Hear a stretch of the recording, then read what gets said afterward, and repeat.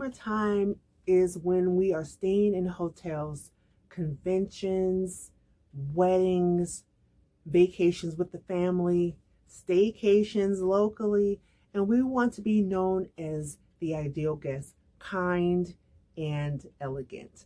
Today I'm sharing 10 tips for being a gracious guest in hotels. Have your details ready. That would be your credit card and your ID.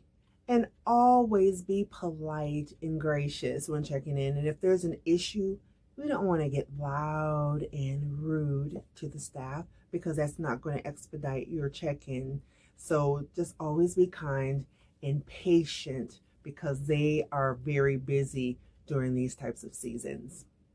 Hotel staff are very busy and high volume is the norm. And they may not get gracious greetings. So we want to make sure we say please and thank you. These are things that our mothers taught us growing up, and these are things we should remember. So a nice please and thank you, it just might make their day. So let's do that. Tip graciously. The staff are working very hard to take care of us during our hotel stays. So we want to make sure anytime someone does a service for you that stands out, to give them a modest tip or whatever length of tip you feel is appropriate, but always tip because they are working for you and it's a kind way to say an extra thank you. We want to use our indoor voice.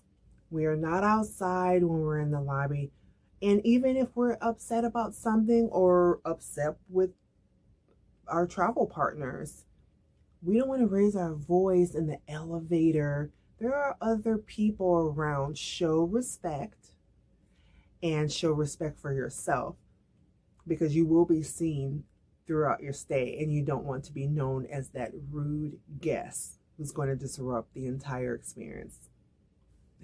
Room service etiquette. Now, when you order room service, you don't want to answer the door in your skippies. You don't want to answer the door in your negligee, in your boxers. Please show respect for the staff.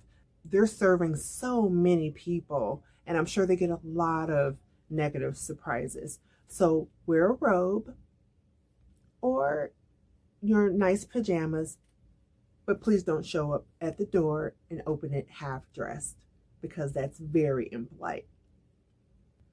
Now, this you may think is getting a little carried away, but it's actually very rude. And that's sitting in the lobby eating takeout food. Now, if you're in a hotel that has restaurants, you may not like that food or may not have quite the budget for it. And it's okay to go out and grab a bite somewhere else and even bring it back to the hotel. But you don't want to stop in the lobby and people watch while you're eating your In-N-Out burger or wherever you are, because one of the main reasons is, one, you don't know what people are allergic to, and two, that food has a scent.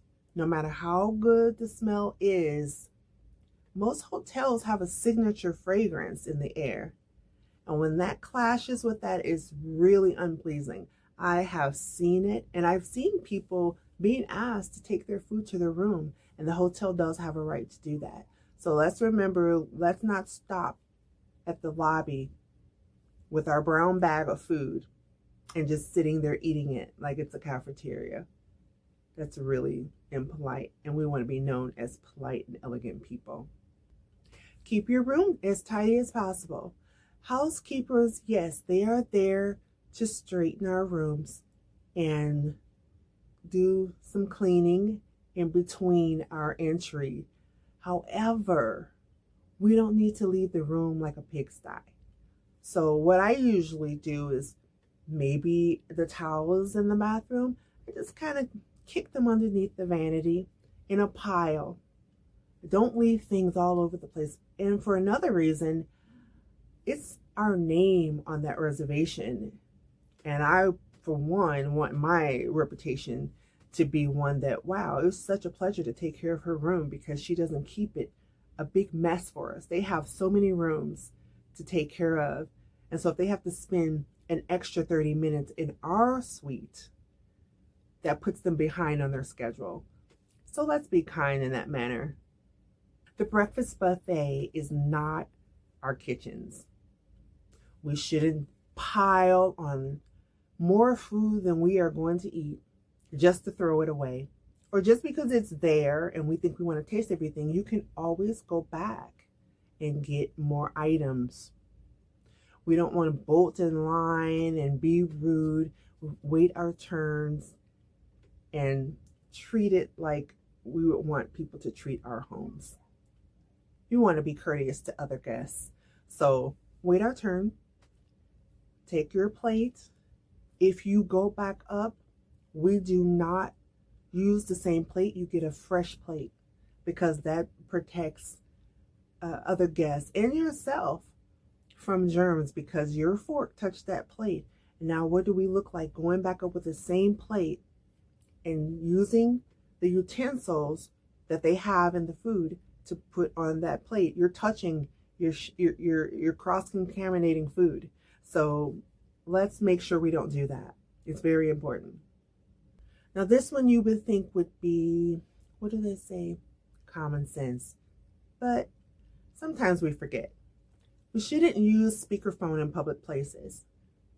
I use a speakerphone most of the time when I'm conversating, but when I walk into a store or some other public place, I take it off speaker. For one, they do not need to hear what I'm talking about. And it's very rude to force someone to share in your conversation. So we want to be courteous, take it off speakerphone, and continue in our conversation. It's just the polite thing to do.